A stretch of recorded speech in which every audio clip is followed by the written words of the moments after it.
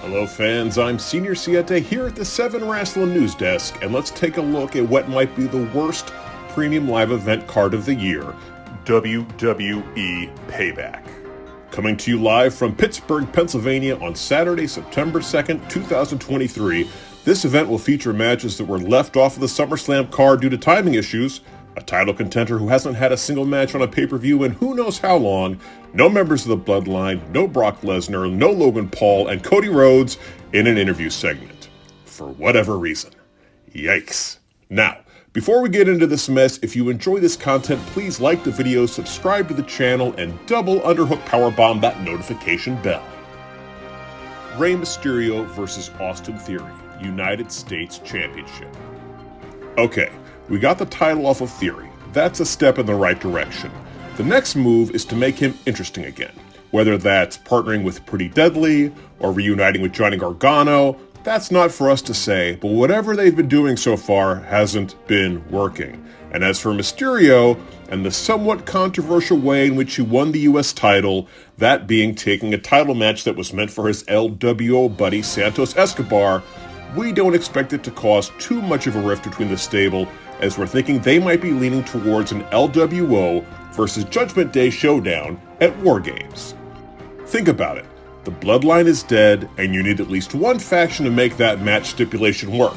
And we never got any meaningful follow-up to the War of the Mysterios.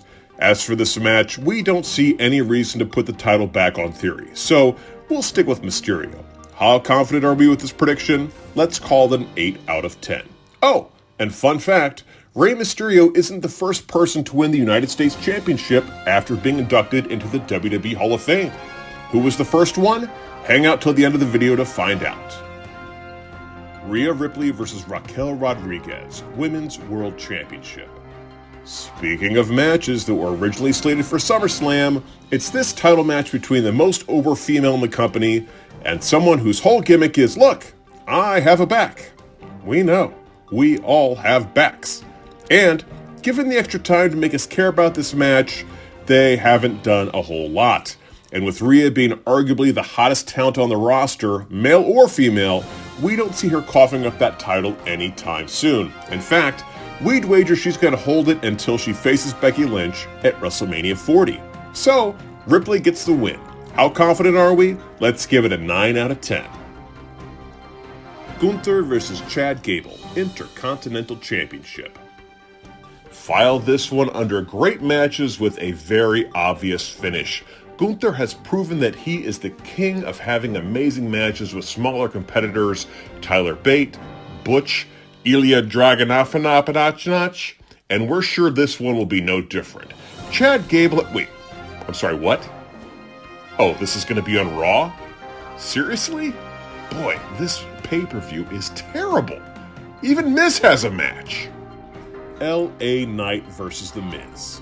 But what do we even do with this one? LA Knight is obviously the fastest rising star in the company. His merchandise is flying off the shelves if they still have shelves on websites. Everybody's repeating his catchphrase. They're dying to see him. He's winning matches. Heck, he won the Slim Jim Battle Royal at SummerSlam, which we all know how prestigious that is. And The Miz, well, The Miz is The Miz in the sense that, you know, his job is just to basically make everybody else look good, which he does an excellent job of doing. But in this one, I can't see it going any other way than LA Knight picking up the win. How confident are we in this? Oh boy, that's got to be a 9.9 out of 10. Yeah. Kevin Owens and Sami Zayn versus Finn Balor and Damian Priest. Unified Tag Team Championship. Steel City Street Fight. See, this is what I'm talking about when I say this show is not bringing very much to the table.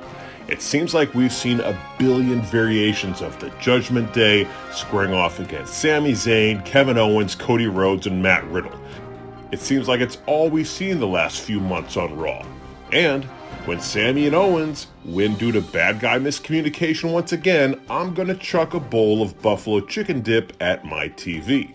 Now, don't get me wrong, We've got 3 great wrestlers in this bout, and Damian Priest is more than capable of holding up his end of the bargain, but this internal strife within the Judgment Day is getting really old.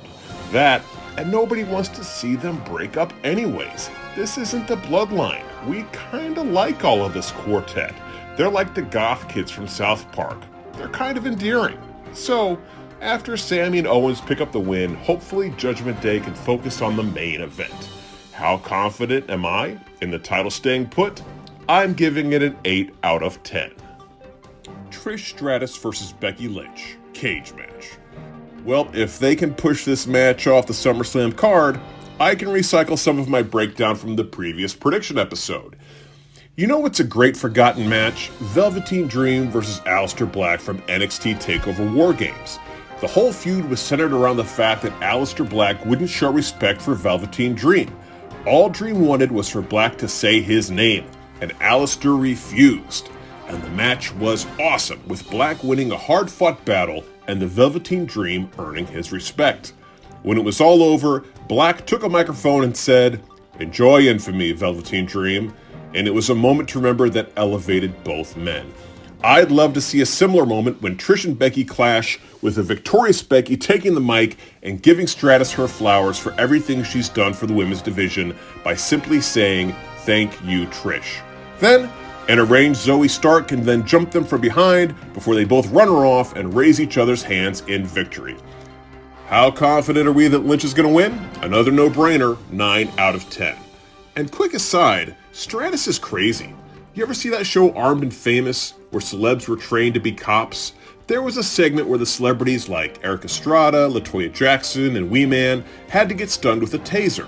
They all had the choice of having the taser alligator clipped to them or shot at them. They all picked the alligator clip method because it hurt less. But not Trish Stratus. She asked to be shot. Apparently because she's the world's hottest psycho. And think about it. One of the Jackass guys wouldn't do it, but Trish Stratus would. Basically what we're getting at is Trish has been wanting to fight in a cage her entire life. There's no way she isn't going to do something crazy. Seth Rollins versus Shinsuke Nakamura, World Heavyweight Championship. Now, here's a fun fact. The last time Shinsuke Nakamura wrestled a singles match at a premium live event was Survivor Series 2021. That's almost 2 full years. And he's the guy that's going to end Rollins' reign? The reign that has to stand out from what Roman Reigns has been doing over on SmackDown? I don't think so. And this isn't a knock on Nakamura. We are huge fans of his, or at least we're huge fans when it seemed like he was trying. At any rate, he's definitely not the guy. This is a weak main event of a very weak looking show. Now don't get us wrong, Rollins and Nakamura have the potential to have a great match, but I can't see the crowd buying into any of Nakamura's near falls. Rollins has taken this one, we're going to give it a 9 out of 10. The only question is, if Seth's injuries are real, will the Judgment Day come out to help Damian Priest cash in when it's all over? Well, there are our predictions. Did we get any wrong? Let us know in the comments section. Also, regarding our fun fact from earlier, the first person to win the WWE United States title after being inducted into the WWE Hall of Fame was none other than the excellence of execution, Bret Hart. Why they gave him that belt, nobody knows. It was weird. Him winning was weird, him losing was weird. So, if you enjoy this video, please press the like button, subscribe to the channel, and hit that notification bell. Until next time, I'm Senior Siete at the 7 Wrestling News Desk saying bye-bye.